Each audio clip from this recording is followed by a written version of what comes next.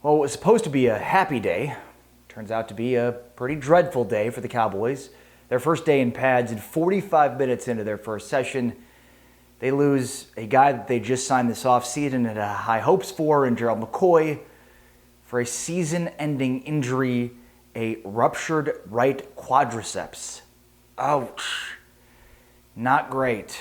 Part of the issue you have when you sign 30-plus-year-olds to man your defensive line. And even though this injury sucks, there's no other way to put it, I believe that this injury in particular doesn't deviate the Cowboys from their goal of winning a Super Bowl in 2020.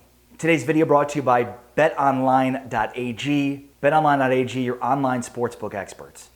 The Cowboys signed Gerald McCoy this offseason for 3 years, $18.3 million. It was a great signing and certainly ushered in a new era of Cowboys football under Mike McCarthy, where they went out and spent some money in free agency, especially along the defensive line. And that is numero uno as to why the Cowboys can sustain this blow. First and foremost, thank God the Cowboys didn't listen to me and cut Tyrone Crawford, which would have saved them $8 million. And even better that the Cowboys did listen to me when it comes to signing Everson Griffen, because otherwise you would have had to have Tyrone Crawford starting at right defensive end. Now you don't. That's for Everson Griffen. So Tyrone Crawford, as he's been needed throughout the course of his career, will have to slip inside again and provide you that 3 technique that Gerald McCoy was going to solidify as a guy playing the majority of those snaps. So at the very least, you have a guy that has started NFL games and has been a productive player throughout the course of his career. Is he great like Gerald McCoy is? No. But Tyrone Crawford is still a guy that doesn't give you too much of a drop-off at that position. And then behind him, you've got young players, Tristan Hill, second-round draft pick going into his second year, Neville Gallimore, third-round pick out of Oklahoma. And how about the undrafted free agent Rondell Carter out of James Madison University, who had 12 sacks and 27 tackles for loss in 2019?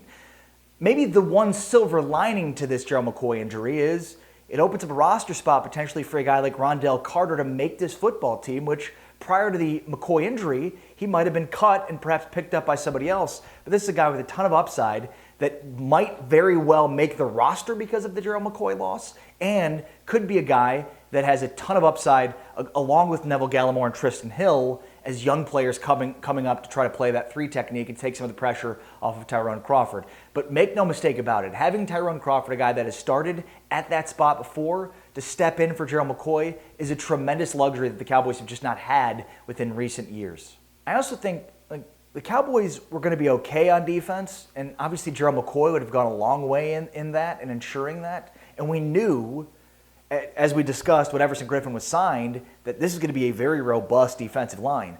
But make no mistake about it, the Cowboys are built to win on offense. So even though this is a devastating loss, it sucks, there's no other way to say it, but you're built to win on offense.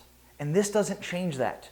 You still have a tremendous arsenal with great weapons, with an offensive coaching staff that's going to leverage the players' skill set to the best of their abilities. This team was built to win on offense. The defense just can't mess it up. And the final piece to this is the Cowboys are going to be running that hybrid 3-4-4-3 anyways. So McCoy, in certain instances, wasn't going to be on the field based on personnel.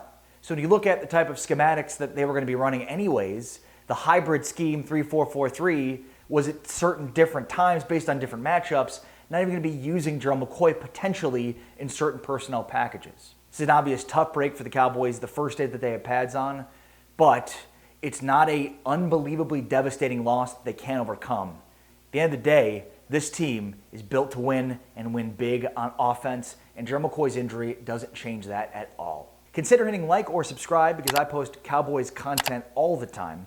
And another shout out again to my sponsor, betonline.ag, for sponsoring today's video.